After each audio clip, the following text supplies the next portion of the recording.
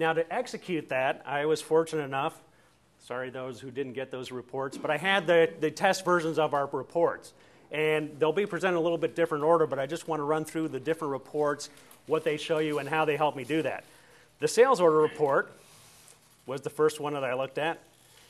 And this is another little thing we added since the screenshot was done, but this will now tell you what quarter and what day we're in.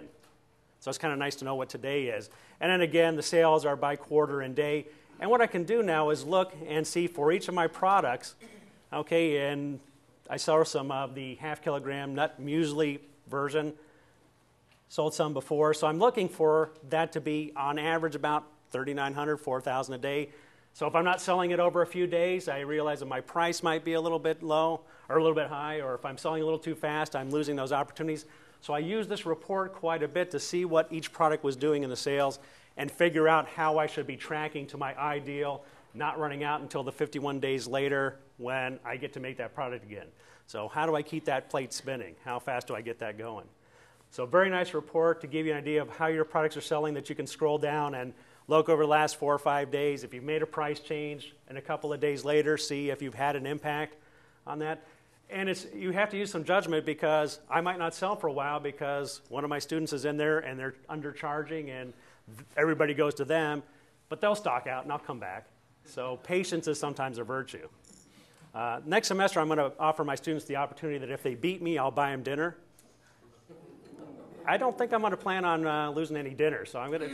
It's fun to actually play in the game. I think that's going to add some more challenge to them, and it also helps me understand the game better. And if they can do half as well as me, then I'll give them an A.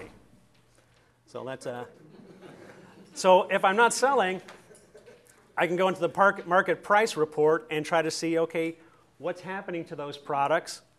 All right, my 1 kilogram mixed muesli, minimum price is 5, maximum price 5. There's only looks like there's one person in there competing at this point. Let me look to quarter 2 where we were. And this data is updated, I think, monthly? Daily, okay. Daily versus day. So minimum 509, average 594. I was at 655. I think I was that person. So you can kind of see where you are in the market. And you don't want to be in the minimum or the average because if you're trying to sell at a reasonable rate, depending on what everybody else does, you can tend to be towards the higher. And it also depends on your product mix. But this gives me another idea of what the competitors are doing and what my price is and what might be a reasonable price. All right. Now, 2 things I tell my students is you're not going to win this game if you're not making product. And you need to be making product pretty much all the time. So that's the first rule. Now, the second most important thing is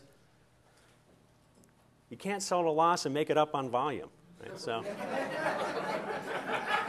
I had one team that didn't play all week last week, and so they lost 1.6 million euro when I made $1 million.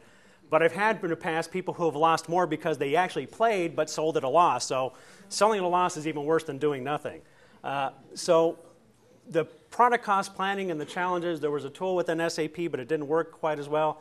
So now we have the product cost planning tools. I can take one of my products, and from the simulator, we feed in SAP what your quarterly fixed charges are. So what your labor charge is going to be for that quarter because we have a union workforce, we can't fire them, so they're around whether we're making stuff or not. Everything really ends up being manufacturing, an overhead expense or a fixed period expense. So these are all pulled in automatically from the simulator. And then from the simulator, the daily production rate and how many days there are in the simulated quarter there. Now this is a figure that you might want to adjust because this says I want to allocate those costs based on how many boxes I'm producing. And if I put 55 days of production times 25,000, I'm assuming that I'm never having setups. And so we'll play around that figure you can play around with and adjust and say, if I want to be more agile in the market with smaller batches and lose more half days of production in the setup, then I'll run that number down. If I think I'm going to go on operational efficiency, I'll move that number back up. Once I've got that decision made, and I could play around with these, although I don't know why I'd do that, but we gave you the flexibility, then I hit execute. And it runs out and does 2 things. We got 2 columns up there. The first column is it goes to your material master data and says, what's the moving average price for the material that you have? Now, you may have 0 stock, which means that's the last average of what you paid for things, which is not that useful. But if you were buying materials ahead or you had a large inventory, then that's maybe a good number. It also goes and gets the market price. Now, this is not just the price, but it also went to your bill of material and said, well, hey, how many kilos of this do you have in there, times the price. This is the cost of that particular ingredient in this particular product. Right? So all the way down, I can see what my oats and wheat and the bag and the box are costing me, market price based and also moving average price. So if I decided to buy ahead a lot, I want to look there. If I'm going to start making this product in the future, I'm going to make a new product, this is what I'm going to be paying for it right now. We take all these costs, divide them by 1,375,000 boxes that I expect to make in a quarter, and there's my allocated cost for labor, manufacturing, and everything else. So at the total at the bottom shows me what it's costing me, about 3.9 euro. And right now I'm trying to sell in the 3 distribution centers at 4.9 euro. So I should be making about a little under €1 per box. Very good. That's about the limit of my accounting knowledge as well. And you know, get the cash, get the cash, get the cash. That's my financial knowledge. And then accounting is sell it more than you cost to make something. Now I can go change that to 51 days, which is probably closer to what I have. And then I can recost that and see now it's going to be 4.01. If I'm going to be real agile or asleep at the wheel, maybe go down to 30 days of production, making fewer units. I can now see that I'm at 4.9. I may not be making money if I'm only running near 50% capacity. So knowing what the market's charging is useful. Knowing what my product is costing me, I think, is very useful.